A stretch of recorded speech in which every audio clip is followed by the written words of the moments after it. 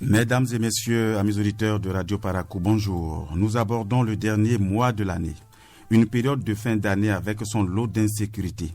Radioscopie se penche sur ce phénomène devenu cyclique, des cas de vol, de braquage et parfois d'enlèvement suivi de rançon, devenu la trouvaille des divorcés sociaux.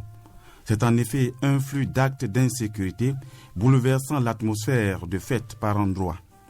Et nous en parlons aujourd'hui avec certains acteurs impliqués dans la coproduction de la sécurité.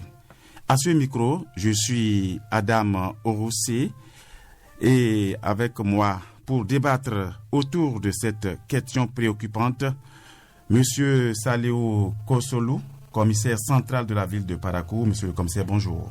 Bonjour, monsieur le journaliste. Avec lui, deux présidents. Le président, Monsieur Auguste Noubodiaï, président de l'Association pour la défense des consommateurs du Septentrion. Bonjour, monsieur le président. Bonjour, monsieur le journaliste. Le second président, monsieur Yacoubou Seydou Lawani, président de l'Union des conducteurs de Zémidjan de Parakou. Bonjour et bienvenue. Bonjour, monsieur le journaliste. Eh bien voilà, le décor ainsi planté, nous allons mieux installer nos invités.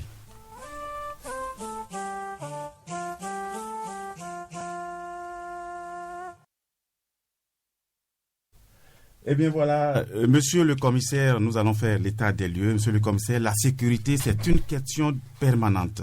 La période de fin d'année nécessite-t-elle de conditions particulières au sein de la police républicaine? Et pourquoi? Merci, monsieur le journaliste. D'abord, je voudrais vous remercier pour avoir initié cette émission, pour permettre à la population de savoir quel comportement adopter pendant cette période de fin d'année pour ne pas être, qu'on appelle la cible, pour ne pas être la victime des actes d'insécurité auxquels depuis peu cette population est confrontée. Et je voudrais d'abord dire que la sécurité, c'est une exigence constitutionnelle. Tout citoyen a droit à la sécurité. Tout à fait. Et la période de fin d'année constitue un moment un moment par excellence de commission d'actes d'insécurité, parce qu'il y a des divorcés, il y a des individus à la recherche de gains faciles, se permettent ce vilain luxe d'agresser physiquement, de porter atteinte aux biens des personnes honnêtes. Et à ce niveau, il faut que des dispositions soient prises, tant au niveau qu'on appelle de la police, tant au niveau de la population elle-même. Voilà, je pense que en évoluant, on pourra échanger beaucoup plus sur les comportements à risque qu'il ne faut pas développer. Oui. Et aussi bien pour qu'on appelle la population, aussi bien pour surtout qu'on appelle les commerçants et ceux qui brassent un peu de numéraire. Voilà. Donc, voilà, monsieur le commissaire, en attendant que je me tourne vers les deux présidents qui sont ici avec nous, oui. Et vous avez comme profession d'assurer la sécurité des personnes et des biens. Oui. Alors, en cette période de fin d'année, quelles sont les formes d'insécurité les plus récurrentes que vous avez souvent à faire face? Oui, les formes d'insécurité que nous avons, auxquelles nous sommes confrontés, auxquelles la population est confrontée cette année, pendant cette période, c'est la recherche effrénée du profit, du gain facile. Et c'est des numéraires que les gens cherchent. C'est de l'argent que les gens cherchent. De l'argent, c'est vrai, il y a, qu'on appelle, ces derniers temps, il y a on enregistre des vols de portables, des vols de motos, des vols de biens. Mais tout ça, après avoir commis ces actes, c'est pour aller revendre. Tout à fait. Et au finish, c'est l'argent qui est... Voilà les différentes formes qu'on appelle des cas d'insécurité auxquels nous sommes confrontés. Il y a les cambriolages aussi qui sont souvent perpétrés. Et je pense que des dispositions doivent être prises au niveau de la population elle-même, parce que la sécurité, ce n'est pas l'apanage de la police républicaine. Voilà, justement, des dispositions doivent être prises au niveau même de la population. Monsieur Nubodiaï, vous êtes le président des consommateurs, et quand on parle de consommateurs, l'insécurité ou la sécurité est un produit que nous consommons tous et que nous produisons, que nous avons le devoir de produire. Alors, au sein de votre association, comment est-ce que vous abordez cette question-là d'insécurité, surtout en cette fin d'année? Non seulement la sécurité des personnes est bien dans leur déplacement, mais vous êtes également dans les plats. Oui, c'est vrai. Je vous remercie de nous avoir invités sur cette émission. Je crois que la question de sécurité est une question de tous les jours. C'est une question cruciale, c'est une question de tous les jours dont nous nous préoccupons en tant que consommateurs et défenseurs des consommateurs, puisque c'est aussi une consommation. Tout à fait. Est-ce que vous voyez? Nous avons principe de qualifier notre activité de VVC. C'est-à-dire? VVC qui veut dire veille, vigilance et collaboration. Et nous conseillons très souvent les consommateurs d'être en éveil, de veiller sur leurs biens immatériels et sur leur propre personne, d'être vigilants, parce que la vigilance doit être de mise dans toute chose, et de collaborer avec les hommes de sécurité. C'est la chose la plus capitale, la collaboration. Parce que sans la collaboration, les hommes en uniforme ne peuvent rien. Tout à fait. Voilà. Le commissaire l'a dit tout à l'heure, la collaboration de la population est fortement vraiment un phénomène qui doit jouer dans la maîtrise de ce phénomène. Voilà, donc c'est pourquoi nous sommes en permanence en collaboration avec nos consommateurs, par des conseils que nous leur prodiguons à tout moment, toutes les fois que nous avons l'occasion de nous faire écouter. Non seulement avec vos consommateurs, mais est-ce que vous collaborez également avec les forces de sécurité? Oui, ça c'est la moindre des choses. Nous devons collaborer, nous collaborons. Certes, le commissaire le confirmera tout à l'heure. Le commissaire va le confirmer, c'est vrai. Oui. Et notre collaboration, c'est d'être toujours en veille permanente avec ces hommes de sécurité. Voilà, Monsieur Lawani, vous êtes le président des conducteurs de Zémidjan. Zémidjan qui ont pris une ampleur aujourd'hui dans notre pays. Mais lorsqu'on parle de sécurité ou d'insécurité, on constate souvent que les Zémidjans, vous nous excusez, les Zémidjans sont à la fois victimes, mais également acteurs d'insécurité. Les braquages, puisque à longueur de journée, jusque tard dans la nuit, on voit vos hommes toujours en train de circuler. Lorsqu'on apprend qu'il y a eu braquage quelque part, soit c'est un Zémidjan qui est tué, ou c'est un Zémidjan qui s'est transformé en braqueur. Alors, comment est-ce que vous faites pour que ces actes-là soient minimisés au sein de votre corporation? Merci, monsieur le journaliste. D'abord, nous vous remercions d'avoir organisé cette émission qui nous concerne en grande partie parce qu'il s'agit de notre sécurité. Et la meilleure de sécurité, je le dis souvent, c'est celle qui vient de soi-même. Effectivement, nous menons une activité très très dangereuse parce que parmi nous, nous avons ceux-là qui ont des intentions mal placées et d'ailleurs qu'on ne connaît pas et que nous remorquons et c'est-à-dire on les aide d'une manière ou d'une autre sans le savoir pour aller commettre leurs forfaits et c'est ainsi que parmi nous les gens s'infiltrent d'une façon illégale pour commettre des forfaits. Donc il faut reconnaître que nous sommes en train de chercher des solutions. C'est pourquoi il y a une franche collaboration entre la police républicaine et nous. Donc les mesures sont en train d'être prises pour épargner à toutes ces choses-là. Donc dites-vous que les Zémidjans, naturellement, ne sont pas ceux-là qui sont des personnes qui vont commettre du tort à la population. Non. Mais vous êtes reconnaissable par votre uniforme et ceux qui souvent commettent ces actes-là portent cet uniforme-là. Comment est-ce que c'est possible facilement que quelqu'un qui n'est pas de la corporation puisse se procurer de votre uniforme?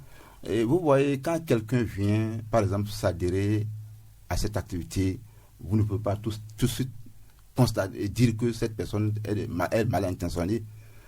Donc, c'est en travaillant par rapport à ce qu'il est en train de faire que vous arrivez à le détecter. Et quand on détecte les gens pareils, nous les écartons définitivement de la corporation. Voilà ce qui se passe à notre niveau. Monsieur le journaliste. Voilà, monsieur le commissaire, nous revenons à vous. Et les actes d'insécurité font légion, surtout par ces temps de fin d'année. On l'avait déjà mentionné. Mais dites-nous, dans l'exercice de vos métiers, quelles sont les manifestations de ce phénomène-là dont vous avez connaissance? Comment est-ce que ça se manifeste? Merci, monsieur le journaliste. Pour parler des manifestations, avant de parler des manifestations, oui, je vais aborder la question de la collaboration avec la population. Okay. Au sein de la population, il y a plusieurs couches socio-professionnelles. Ces différentes couches socio-professionnelles ont été plusieurs fois invités, avec lesquels nous avons échangé. Nous les avons sensibilisés pour leur dire que lorsque vous êtes indifférent par rapport à un acte d'insécurité qui se commet, d'une manière ou d'une autre, vous êtes complice. Oui, tout à fait. Donc il faut que la population le sache, qu'elle ne doit pas rester passive, elle ne doit pas rester indifférente par rapport à une question, par rapport à un cas d'insécurité qui se pose. Elle doit réagir. Et la réaction, on ne lui demande pas d'aller chercher un gourdin, d'aller chercher coucou, d'aller chercher quoi là. Non. La réaction, c'est d'être prompt dans la fourniture des informations. Lorsque l'infraction se commet quelque part, lorsque des actes d'insécurité se commettent dans un coin donné, il faut que la population réagisse automatiquement. De façon prompte.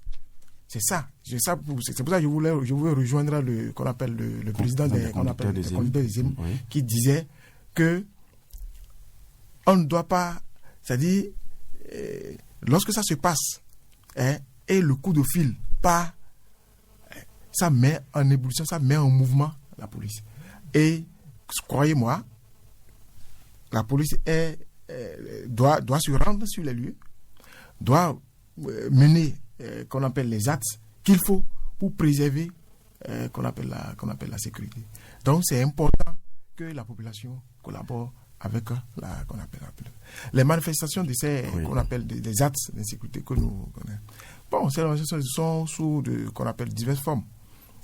Par exemple, il y a qu'on appelle les vols les vols de moto. Oui. Les vols de moto, vous allez constater que c'est toute une chaîne.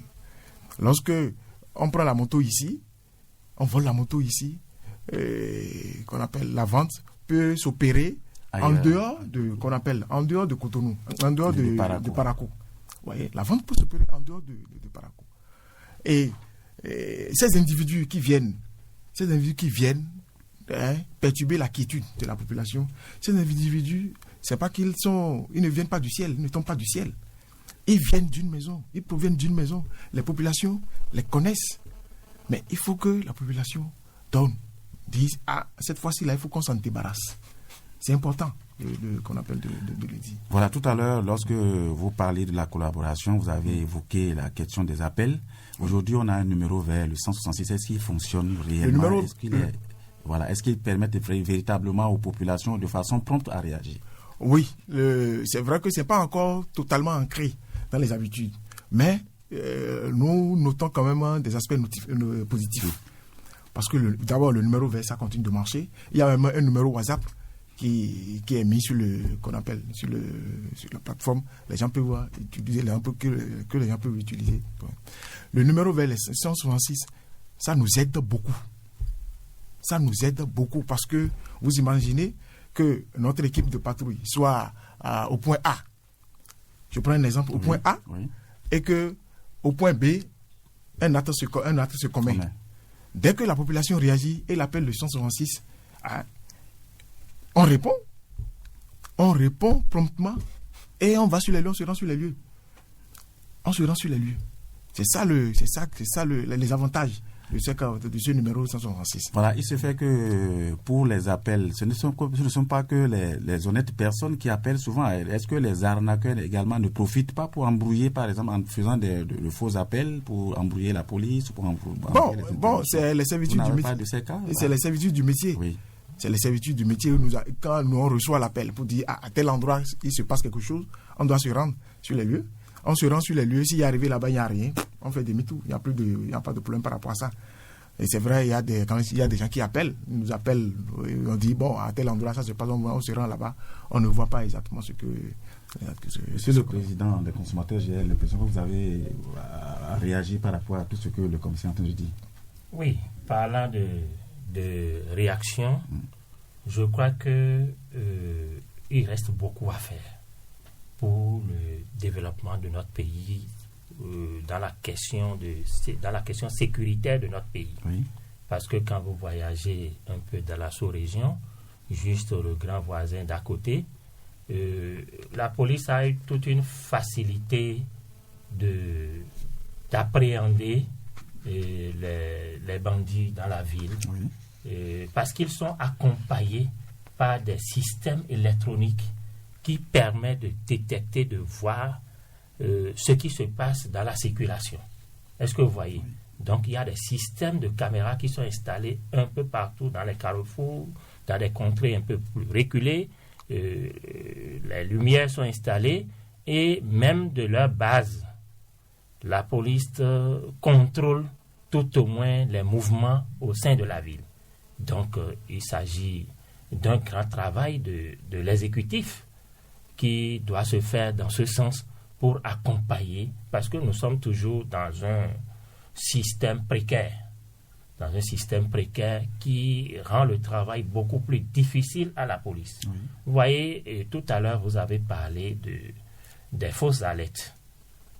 Ça ne facilite pas le travail à la police. Pas du tout. Le bandit qui sait qu'il commet son forfait dans un quartier A peut faire de fausses alertes à la police pour dire en orientant la police vers le quartier Z. Voilà. Est-ce que vous voyez? Alors que s'il y a des caméras de surveillance dans des zones données, rapidement, le service de renseignement est là pour coder les choses. Ce qui reste beaucoup à faire dans le domaine. Il ne s'agit pas d'avoir un surnombre de personnalités de la police, mais il s'agit d'avoir les techniques plus évoluées dans le domaine de la police. Et là, c'est le pouvoir central qui doit en décider. Est-ce que vous voyez? Voilà. Monsieur le Président des conducteurs des émigrants, et comment est-ce que vous faites la sensibilisation au sein de votre... Parce que ce n'est pas rare de voir des émigrants rouler dans la nuit profonde, 2h, 3h du matin, voire plus, mais en s'exposant et en exposant également leurs clients. Et qu'est-ce que vous faites dans ce sens-là pour qu'ils respectent? Est-ce que vous n'avez pas une réglementation, des principes à respecter, un règlement à respecter dans votre corporation? Nous avons bien sûr des règlements que nous respectons. Vous savez, c'est une corporation bien installée. Nous sommes reconnus par l'État et nous n'avons pas droit à couvrir les choses d'une façon inutile. Parce que la sécurité, c'est ça d'abord qui est très très importante. Donc, chaque fois que les gens viennent s'enregistrer à la corporation, nous essayons de leur dire comment ils doivent se comporter, quel que soit le client qu'ils vont remorquer. C'est des personnes qui ne connaissent pas.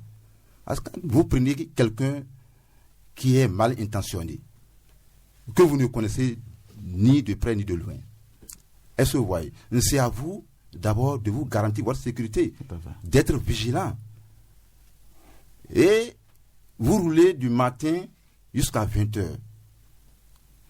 Si vous n'avez pas gagné, dites-vous que ça n'a pas donné. Mais travailler profondément dans la nuit, c'est une mauvaise chose. Parce que dans la nuit, tout peut se passer. Et c'est pourquoi d'ailleurs, nous leur demandons de tout faire pour rentrer ce jeu avant 23h au moins. Donc, ceux-là qui vont descendre dans la ville, qui ont besoin des moyens pour rentrer ce jeu, le parc où les véhicules les ont descendus, donc ils vont leur trouver les moyens. Soit ils passent la nuit au parc pour leur propre sécurité. C'est-à-dire ici, tous, autant que nous sommes, nous devons collaborer avec la police parce que la police seule ne peut pas faire ce travail. Voilà, merci M. Lawani. Et tout à l'heure, le président des consommateurs, dans ses propos, a interpellé l'exécutif. Mais la sécurité, c'est aussi et surtout la préoccupation des collectivités locales. Les communes jouent leur partition et à Parakou, des questions de sécurité sont également prioritaires puisque objet de développement. Moustapha Ouro Gankou, chef du 3e arrondissement de Parakou, reconnaît la part de responsabilité de tout un chacun. Il revient sur la participation de la mairie et l'établissement d'un climat de quiétude au profit de ses administrés, mais également les actions pour contrer la volonté des hors-la-loi. On l'écoute. Parlant de sécurité, il faut relever 2 grands acteurs. Il y a l'homme lui-même et en un second temps, il y a l'autorité publique. Chacun de ces acteurs à son niveau doit collaborer, doit participer afin que nous puissions lutter contre l'insécurité. Vous savez, l'autorité publique, en un premier temps, doit veiller à l'éclairage public et en un second temps, doit faire en sorte qu'il y ait la police municipale. Alors, Parakou n'en est pas encore là, mais nous avions installé des brigades civiles de sécurité pour accompagner la police républicaine, mais très tôt, celles-ci ont été révélées en inadéquation avec les tests républicains. Et puis, nous avons procédé ensuite par l'installation d'autres brigades de vigilance des quartiers. Par rapport à l'éclairage public, la mairie a fait un effort. Vous n'êtes pas sans savoir qu'il y a eu des lampadaires solaires qui ont été implantés, mais l'incivisme a fait que donc, tout cela a été par moments saccagé et puis donc la mairie se redéploie pour encore mettre des lampadaires. Nous avons essayé de recenser, de répertorier donc tous ces endroits à haut risque. Nous en avons informé la police républicaine en son temps, notamment le commissariat du 3e arrondissement. Et par le passé, ils ont mené une action pour détruire certains nids d'insécurité. Mais ils ne tardent pas encore à se retrouver et se reconstituer ailleurs. Alors, tout de suite, le rôle donc des élus locaux, c'est d'essayer encore de voir de quel côté ils se sont rabattus et qu'est-ce qu'ils font. Nous sommes toujours à leur trousse. La police républicaine nous y aide. Nous avons mis en contact tous les élus locaux avec la police républicaine, ce qui donc facilite la tâche. Je crois que avec toutes ces actions qui méritent de saluer fortement tous les commissariats d'ailleurs des 3 arrondissements de Parakou, le commissariat central. Donc ces actions vont quand même nous permettre de trouver une solution un peu efficace par rapport à cette lutte. Voilà, monsieur le commissaire et chers invités, et nous venons de suivre là le chef du 3e arrondissement de Parakou qui parlait de ce que la municipalité fait pour pouvoir vraiment venir à bout de ces phénomènes que nous décrions. Alors dites-nous, en tant que commissaire central, est-ce que la municipalité, est-ce que la mairie de Parakou répond toujours favorablement à vos sollicitations? Merci monsieur le journaliste. La mairie de Parakou, surtout l'autorité municipale, je veux parler du maire lui-même. Il est intransigeant sur les questions de sécurité. Voilà. Il est intransigeant. Nous sommes plusieurs fois interpellés par rapport sur certains cas d'insécurité. Oui. Et j'ai noté que c'est quelqu'un qui,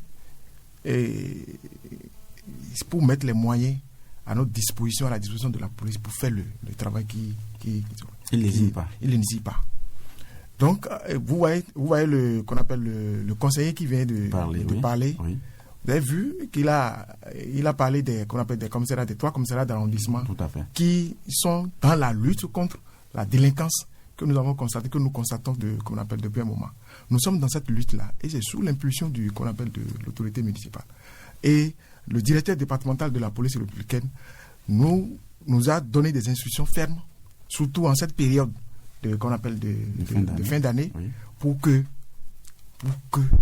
la population puisse passer cette fête-là dans la quiétude, pour qu'on n'enregistre pas des cas d'insécurité. C'est-à-dire, on va dans le marché, on a volé tant, dans le marché, on va voler ma moto. Voilà. Il a demandé que des mesures soient prises. Il y a même aujourd'hui un nouveau phénomène par rapport à ça, les kidnappings, les enlèvements avec de moyens. Oui, c'est un autre aspect de l'insécurité. Et je pense que il y a un travail qui se fait à ce niveau-là. Au départ, il y avait toute une multitude, mais actuellement, nous constatons qu'il y a une réduction de ce qu'on appelle ce phénomène-là. Alors, très rapidement, qu'est-ce qui constitue un obstacle à l'exercice de votre fonction dans surtout le domaine de maintien de la sécurité? Bon, je voudrais dire, le premier obstacle, c'est la passivité de la population. Parce que nous allons beaucoup parler de collaboration, nous avons beaucoup parlé de manque de moyens et autres là. Même si les moyens sont là et que la population et que nous ne disposons pas des moyens, qu'on appelle des informations nécessaires pour nous permettre d'aller à l'assaut de ces hors-la-loi. Bon, ça va être comme si qu'on appelle la police ne fait rien. C'est que la population se rende disponible en tout lieu, à tout moment. À tout moment pour nous aider, parce que nous on travaille, on est sur le point qu'on appelle un point A. Si quelque chose se passe à un point B, il faut que la population soit quand même en mesure de nous informer. Mais également de ce côté, il y a des plaintes aussi qui viennent du côté de la population. Elles estiment souvent que vos éléments ne sont pas très prompts à réagir, à sauter lorsqu'on les sollicite. Est-ce que c'est la question de moyens? Ça peut être vrai. Ça peut être vrai. Mais n'oubliez pas que lorsque les éléments sont en ville, il faut savoir qu'ils sont en train de répondre à une préoccupation. Il faut savoir qu'ils sont en train de répondre à une préoccupation. C'est pas qu'ils sont en train de... Ils sont en villégiature, non. Ils sont en train de répondre à une préoccupation. Et dès que ça se pose ailleurs, il faut que dès qu'ils finissent de régler cette question-là, il faut qu'ils se rendent... Pendant ce temps, l'autre victime s'impatiente. Et là, il y a toujours... Mais on essaie quand même de gérer avec la population. Alors, Monsieur le Président des consommateurs, très rapidement, avant que nous... Tout à l'heure, nous allons ouvrir le téléphone, le 96 21 50 40. Mais avant d'ouvrir le téléphone aux auditeurs, rapidement également sur cette question que vous venez d'écouter. Eh oui, en tant que défenseur des consommateurs, je n'ai pas l'habitude de caresser l'autorité dans les poils. J'ai toujours envie de lui dire toutefois la vérité. D'ailleurs, votre nom l'indique, Nouboudien, c'est bien ça. Voilà. Rien que la vérité. Je sais que le commissaire sait beaucoup, qu'il y a beaucoup de choses qui lui manquent. Il faut le dire, mais il est sous tutelle. Il ne peut que dire ce qui est là.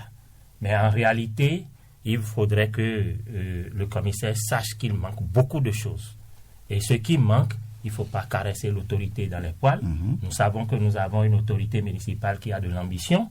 M. Charles Tokor, que je salue de passage, a beaucoup de l'ambition dans la question sécuritaire de notre ville. Mais c'est un maire moderne.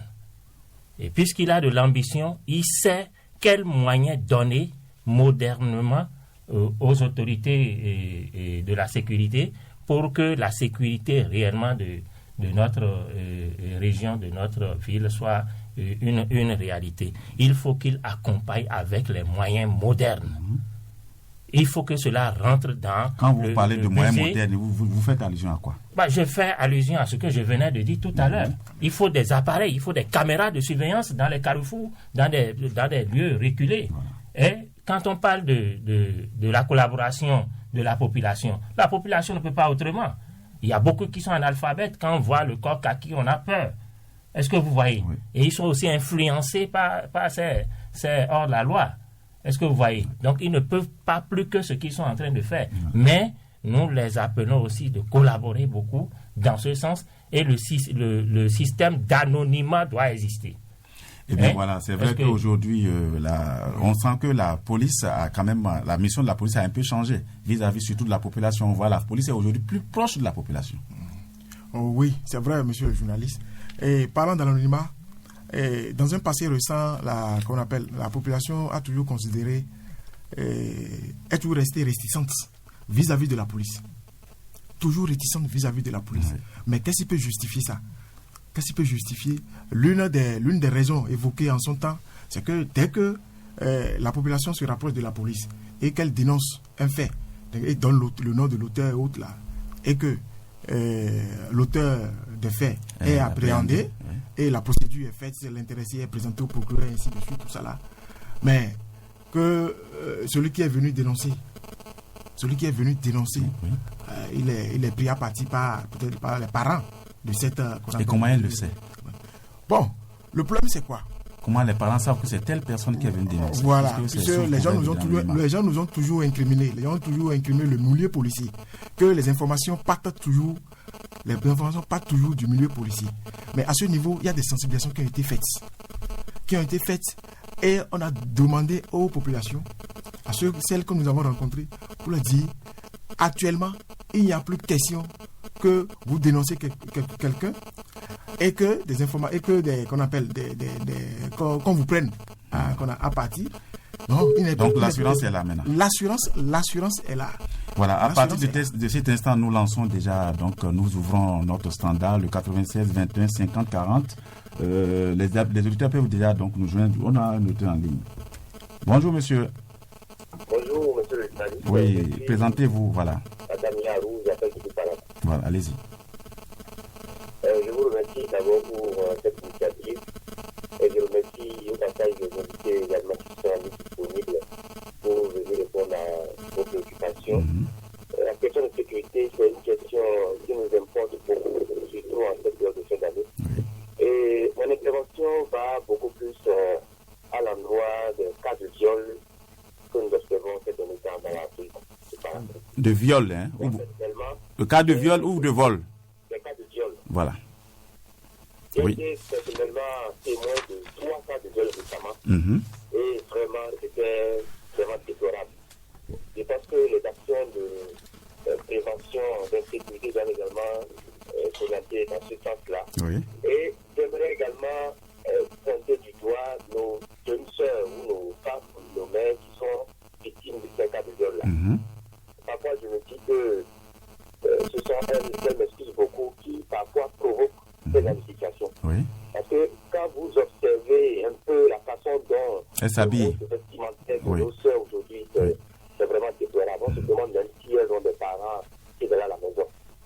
Parfois, je me demande est-ce que ce n'est pas ça qui accentue un peu ce phénomène-là. Donc, je profite également pour lancer un appel à leur endroit à peut-être corriger leur mode vestimentaire, à s'habiller un peu plus décemment. Et un appel également à l'endroit des parents qui ont leurs enfants ou leurs filles à la maison.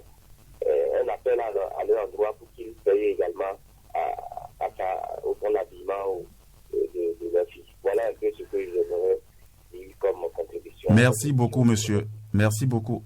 Voilà. Et, monsieur le commissaire, l'auditeur vient de parler des cas de viol résultant du mode de vestimentaire, surtout de nos jeunes filles, de nos sœurs. Est-ce que la police républicaine peut aller contre ce phénomène-là? Le phénomène de mode vestimentaire d'abord. Bon. Je sais que dans certains pays, on ne peut pas sortir d'une certaine façon, surtout quand on est femme. Bon, la question est beaucoup plus au niveau des parents. Attends, c'est ça. La question est beaucoup plus au niveau des parents parce que votre enfant qui sort de la maison et dans un habillement peu recommandable, il est quand même important que les parents puissent interpeller l'enfant pour lui dire mais écoute, ce que tu as porté là, tu vas où avec. C'est pas bien de changer. C'est une question d'éducation et l'éducation c'est la maison. C'est la maison. Il faut que les parents sensibilisent, comment on appelle les enfants par rapport à leur mode d'habillement. Bon, je ne dis pas que les faits qu'on appelle de viol, je ne dis pas que les faits de viol se justifient par cet habillement forcément. Non, je ne dis pas ça. Voilà, nous allons prendre un autre auditeur. Bonjour monsieur. Ah, l'appel, il est parti. Alors, monsieur le président, vous venez d'entendre le premier auditeur qui vient d'appeler. Il a parlé du mode vestimentaire qui entraîne souvent, plutôt selon lui, des cas de viol qui se multiplient. En tant que parent, en tant que consommateur et autres, là, est-ce que vous avez quelque chose à faire dans ce domaine-là pour quand même amoindrir ce phénomène-là? Mais en attendant que vous nous répondez, nous allons prendre un autre auditeur en ligne. Ok. Oui, alors. Bonjour monsieur. Oui, bonjour. Oui. Depuis Guessou Sud, c'est monsieur Inoussa Mamandjima. Inoussa Mamandjima, Guessou Sud. Oui, allez-y. Merci de votre émission. Oui. Nous sommes disponibles à aider la police. Oui. Quand la police se bat pour la population, Oui. il se sacrifie pour nous. Tout à fait. Mais il y a quelque chose qui amène l'erreur aux policiers, à d'autres commissariats, Oui. et qui provoque la population à envahir les policiers qui vont détruire les commissariats. Il s'agit de quoi? Il y a un cas qui s'est passé à Dessous, à Toubré. Oui. Il y avait braquage. Quelques bandits avaient braqué de Niki. Oui. Ils ont pris deux amants de Niki jusqu'à Bendereke. Oui. Ils ont braqué entre Dessous et Bendereke. Donc la population de Dessous, après avoir braqué le gars à 8 h du matin, ils ont vu les braqueurs, ils ont pris la voie de Ouattara. Avec l'aide de la population, ils ont alerté la police de Toré. Ils ont attaqué les bandits là. Les bandits sont partis. Et les samedis, ils ont lâché les hommes là pour dire que les hommes là sont partis. Ah, ils ont fui, ils ont pu s'échapper. Ils ont pu s'échapper, ils les ont arrêtés. Et ils l'ont appelé, ceux qui ont l'engin, qui sont venus voir les engins, ils leur ont dit, le lundi, ils n'ont pas venu, ils vont amener les gens là au procureur de Matembo. Oui. Mais le temps n'est pas arrivé, on ne sait pas comment ça s'est passé, ils ont dit que les gens là sont fuis. Tous. Comme ça, oui. La population peut vous aider, mais ça peut aussi énerver la population à dire qu'ils vont attaquer les policiers. Bon, ça ne se justifie pas, mais vous, on a compris votre préoccupation. Nous allons nous en arrêter là pour donner la parole au commissaire. Le commissaire, l'auditeur qui vient de parler, semble culpabiliser la police par rapport au traitement qu'elle fait des personnes qui ont été reconnues et qui ont été prises en flagrant délit des cas de braquage. Bon, je n'ai pas connaissance de ces faits-là, mais je pense que si effectivement ça s'est passé comme ça, c'est malheureux, c'est pas bien. Et ça veut dire que nous voulons éloigner beaucoup plus la population de la police. Voilà. Donc il faut que, je pense que, en principe, le chef hiérarchique de cet agent ou bien de ce commissaire-là devait être informé de la situation et prendre les mesures qui s'imposent. Okay. Un autre auditeur en ligne. Bonjour monsieur. Oui, bonjour monsieur le journaliste. Oui. Allô? Oui, nous vous suivons. Présentez-vous s'il vous plaît. C'est Rachid Yana depuis Danikal. Ok. Ma première préoccupation va, je salue votre invité. Oui. Ma première préoccupation va à l'endroit du quartier périphérique. Oui. Parce que pourquoi je dis ça? Oui. On ne sent pas la police républicaine au niveau des quartiers périphériques. C'est de mettre des moyens ou bien il y a quelque chose qui ne va pas à leur niveau. Voilà. Et ma deuxième préoccupation va à l'endroit au niveau du marché à IGF. Parce que là, c'est l'endroit où les enfants viennent prendre leur temps. Et les gens, à partir de 19h, on ne sent pas la police républicaine qui nous fait le patrie. Si ce n'est pas la fois dernière qui vont faire le patrie, mais ils ont arrêté ceux qui ne peuvent pas arrêter. Ok. Merci, c'est entendu. Merci beaucoup. Et donc, les quartiers périphériques, il semble que la police est pratiquement absente. Lors des patrouilles, on ne sent pas trop la présence de la police. Et puis, il a évoqué le cas du marché. Est-ce qu'il y a des difficultés à accomplir ces missions-là dans ces zones? Non, je pense qu'au niveau qu'on appelle des quartiers périphériques, la police fait l'effort d'être présente à ces endroits-là. La police fait l'effort d'être présente à ces endroits-là. C'est vrai. S'il y a encore des actions à mener, je pense que ça va être fait dans les jours à venir, surtout dans le cadre de la sécurisation de la fin d'année. Et au niveau du marché à Zeke, nous avons déployé, effectivement, nous avons déploré certains actes d'insécurité à ce niveau-là, et nous avons pris des mesures qui s'imposent par rapport à ça. Mais je vais demander à la population, quand on commence, que la population nous laisse faire le travail. Monsieur le Président, oui. En tant que président des consommateurs, tout ce qui est évoqué là comme fait, comment est-ce que vous les appréhendez, comment est-ce que vous les appréciez? Oui. Qu'est-ce que vous faites moi, je crois que pour la question de viol, la responsabilité, certes, des parents incombe, est engagée. Mais comprenez avec moi qu'avec toutes les lois et protection de l'homme, de la femme et tout ça là, aujourd'hui, ne permet plus aux parents d'avoir une même mise sur leurs enfants. Est-ce que vous comprenez? Donc, il va falloir élaborer une loi vestimentaire au niveau de l'Assemblée nationale, voter une loi qui permettra peut-être, qui donnera un peu plus de force aux parents et de contrôler un peu l'habillement de leurs enfants. Vous voulez parler de ce qui se fait dans les pays islamiques? Non, pas forcément. Voilà. Pas forcément. Pourquoi? Parce que je le dis, autrefois à Savalou, il se passait quelque chose où le roi défunt avait pris le contrôle de la ville en chicotant toute jeune fille qui s'habille de façon bizarre à travers la ville. Okay. Mais la loi, finalement, l'a apaisé en disant non, tu n'as pas le droit de le faire. Voilà. Donc, c'est une manière de dire à la loi qu'il faut quand même écrire quelque chose pour interdire la chose. Nous avons on est en ligne. Alors, bonjour monsieur.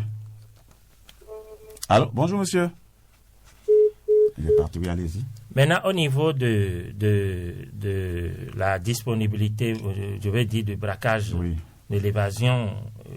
des appréhendés qui sont gardés dans les commissariats. Qui sont gardés dans les commissariats ou bien par rapport au contrôle des endroits beaucoup plus reculés. Oui. Je crois que c'est la même question de matériel de surveillance qui manque. C'est-à-dire il faut concentrer ces matériaux de surveillance dans les villes, est-ce que vous voyez, et dans les agglomérations et dans les périphéries, qu'on envoie tout au moins le personnel de la police dans ces périphéries-là. Donc cela pourra aider quand même le manque de nombre de policiers pour faire le travail, parce que c'est ça qui fait le problème des périphéries. Voilà. Est-ce que ce n'est pas aussi la question de non-éclairage là qui pose le problème? Parce que le policier, c'est un agent de sécurité, mais avant tout, c'est un être humain. Il doit pouvoir également assurer d'abord sa propre sécurité. Ça fait partie des moyens. Voilà. Ça fait partie, l'éclairage fait partie des moyens qu'il faut pour aider le policier à faire son travail. Mais il faut aussi il faut substituer à la personne physique des policiers aussi des moyens électroniques adéquats pour leur permettre de réellement jouer leur rôle. Voilà. Monsieur le président des conducteurs de Zénidjan, on déplore que la police ne va pas dans les quartiers périphériques. Et bien pourtant, vous, en tant que vous, dans votre corporation, ils sont présents, ils sont toujours là. Et souvent, c'est dans ces lieux-là qu'on apprend qu'il y a eu des cas de braquage, de tuerie. Effectivement, vous savez, nous sommes dans un pays sous-développé. En temps normal, les voies devaient être bien praticables. Les voies ne sont pas praticables et elles ne sont pas éclairées. Ça fait partie. C'est-à-dire le développement d'une localité, d'abord c'est les infrastructures routières, l'électricité, on n'en a pas. Oui, mais pour le moment, nous n'avons pas nous parlons, effectivement, nous, les émigrants sont un peu partout. C'est des fois de façon imprudente. Imprudente. Et tel que je l'avais dit tantôt, c'est pas dire qu'on va croiser les bras et laisser le travail à la police elle seule. Non. Donc chacun doit mettre la main à la pâte pour réussir à cette mission noble.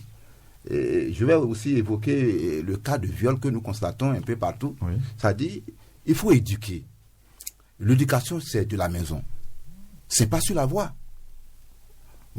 L'enfant que vous avez mis au monde ne peut pas vous dépasser. Quel que soit ce que nous disons, quand tu éduques bien ton enfant sera autre dehors que les autres. Voilà. Un appel. Bonjour monsieur. Oui, bonjour. Oui. Présentez-vous et posez votre préoccupation. Le nom? Ok, Hippolyte, oui, allez-y. Depuis Guéma à Parakou. Okay. Oui. Pour moi, la question de sécurité est une question communautaire. Oui. On doit encourager, comme les pays de la sous-région le font, en l'occurrence le Nigeria, les ordres et les sécurités du quartier. Oui. Pour pouvoir aider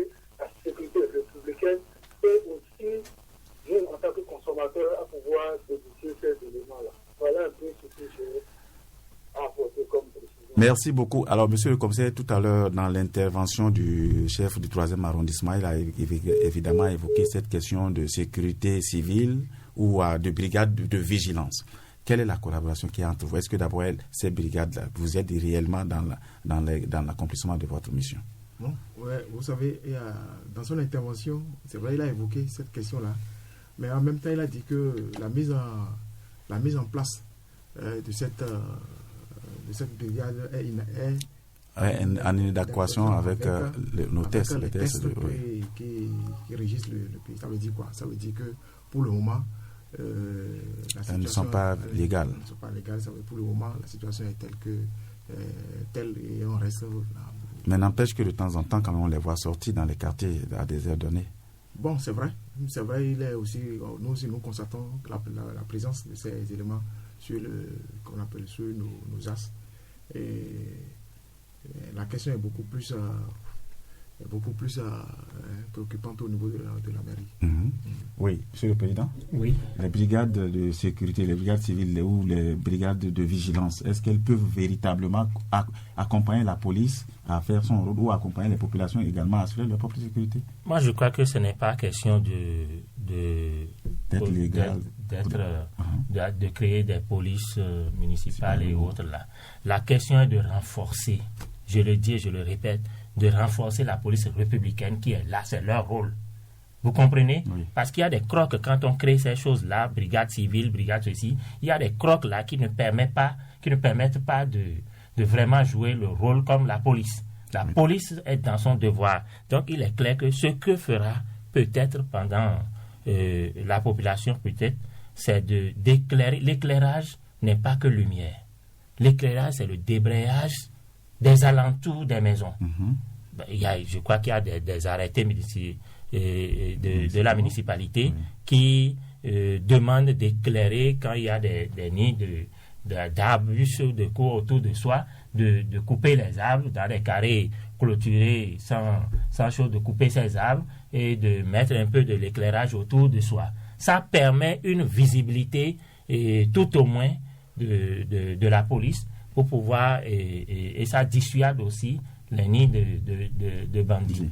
Donc il ne s'agit pas forcément d'augmenter encore d'autres formes de sécurité que la police est censée de faire. La police est déjà là, on augmente le nombre des policiers et on leur donne beaucoup plus de moyens techniques pour faire le travail. Voilà, l'émission tire à sa fin. Monsieur le Président des conducteurs des émigrants, qu'est-ce que vous avez à dire, surtout à vos membres ou aux membres de votre union, pour que vraiment qu'ils puissent respecter un peu les règles en matière de sécurité, qu'ils puissent accompagner. Aujourd'hui, on n'a pas d'agents de renseignement mieux que les émigrants. Qu'est-ce que vous faites pour que au moins vos agents puissent donner des renseignements fiables à la police? Parce qu'ils sont partout. Une fois encore, nous remercions cette émission et nous souhaitons que ça ne soit pas la dernière. Effectivement, à notre niveau, nous sommes en train de prendre des mesures et nous avons compris que sans la police, notre sécurité n'est pas garantie. Donc c'est par rapport à ça que je l'avais dit tantôt qu'il y a une franche collaboration entre nous et la police. Même hier, nous avons tenu une séance très noble et qui va permettre à la population de fêter ces fins d'année dans une quiétude garantie, et ces mesures ne seront pas dévoilées dans les ondes. Et en tant que acteurs, c'est-à-dire nous qui sommes toujours jour tenus dans la ville, nous allons essayer d'informer la police à chaque instant que nous constatons des choses malsaines. Donc nous allons informer la police et que nous aussi, nous ferons de sorte que la sécurité sera garantie dans notre commune. Nous allons prendre le tout dernier auditeur. Bonjour monsieur. Allô? Oui, bonjour monsieur. Le nom, vous dites? Oui, allez-y. Oui, ma préoccupation va à l'endroit de la police républicaine. Si il veut que la population éclaircisse, oui. Oui. Parce que quand on vient faire des enquêtes, oui. La population a peur de s'approcher de la police républicaine. Pourquoi? Parce que quand la police est là, et ils sont avec leur pays, quand ils sont en train de faire les gestes là, c'est qu'ils ne permettent pas aux gens de se rapprocher même d'eux, quoi. Se rapprocher pour faire quoi, concrètement? Parce que quand il y a un problème, et que les gens se regroupent pour faire des preuves ou faire des choses, c'est la police républicaine qui s'interpose. Oui. De voir ce qui se passe. Bon, c'est peut-être pour ne pas permettre qu'il y ait la vindicte populaire. C'est peut-être cela qui fait. Parce que souvent, quand les gens s'approchent, soit c'est pour lapider les gens ou bien c'est pour brûler. Ce n'est pas ce. Ça permet à la population de voir ce qui se passe et de permettre de leur donner concrètement la réalité de ce qui se passe. Ok. Voilà. Merci beaucoup. Je crois que vous êtes le tout dernier auditeur à appeler. Nous allons permettre à nos auditeurs de faire rapidement un tour de table pour le président des EMADI à parler. Nous allons très rapidement. Oui, très rapidement. Et donc, en ce qui concerne les collègues, je leur demande d'être très prudents parce que d'abord, il s'agit de leur vie et la vie étant très très importante, nous ne devons pas nous en amuser. Par rapport à ça, chacun doit se garantir sa propre sécurité avant la police. Le président des consommateurs, très rapidement, vous avez quelques secondes. Très rapidement, moi je crois qu'en conclusion, j'ai 4 points. Le premier point, c'est le débrayage des lieux autour de soi. Et le second point, c'est, comme je l'ai dit, la VVC, la veille, la vigilance et la collaboration avec les autorités. Et je demande aussi aux autorités de rester un peu dans l'anonymat de ces collaborations. Et la quatrième chose, c'est de doter vraiment la police des outils modernes de contrôle de la ville et de sensibiliser aussi la population à la base. Et de nous permettre à nous, défenseurs, protecteurs et porte-parole des consommateurs, d'avoir aussi les moyens de sensibiliser nos administrés. Voilà. Monsieur le commissaire, l'honneur vous revient de conclure cette émission très rapidement. Merci, monsieur le journaliste. C'est vraiment un honneur pour nous d'être à cette émission et de dire à la population que la police républicaine est là pour assurer sa sécurité. La police républicaine est là pour assurer sa sécurité. Et cette sécurité ne peut pas être effectivement assurée sans sa collaboration. Sa collaboration, elle est plus qu'évidente aujourd'hui. Et pendant cette période de fin d'année, je voudrais demander à la population, on dit qu'il y a l'éclairage. L'éclairage pose problème. Je voudrais demander aussi à la population d'éclairer leur maison. Les alentours de leur maison, au moins. Les alentours de leur maison, ils n'ont qu'à éclairer les alentours de leur maison. Ils n'ont qu'à éviter d'adopter des comportements à risque. Par exemple, lorsque je vais au marché, je suis en train de vendre, me laisser des sous, de l'argent, des billets de banque, un peu partout. Ça attire. Voilà, on me fait signe de l'autre côté que le temps qui nous est imparti s'en est allé. Alors, donc, nous venons ainsi au terme de cette émission. Ce 3e numéro de Radioscopie entre dans les archives. Merci à vous, monsieur Saliou Kossolou, commissaire central de la ville de Parakou, monsieur Auguste Nouboyenyi, président de l'Association pour la défense des consommateurs du Septentrion, et monsieur Yakubu Seydou Lawani, président de l'Union des conducteurs des émigrants de Parakou. Merci vraiment d'être venu. À ce micro, je suis Adam Oroussé, mise en onde Marwan Sabizingi, assistant de réalisation Aziza Lagbe, mise en ligne YouTube de cette émission Adoulofou Idrissou et Adif Lawani. C'est-à-dire que si vous allez sur Facebook et YouTube, vous avez l'émission en direct où vous pouvez la réécouter et envoyer en même temps des images. Mesdames et messieurs, nous espérons avoir comblé un tant soit pour vos attentes. Le prochain rendez-vous de Radioscopie, c'est le dimanche prochain en 7. Agréable après-midi dominical à vous. Merci.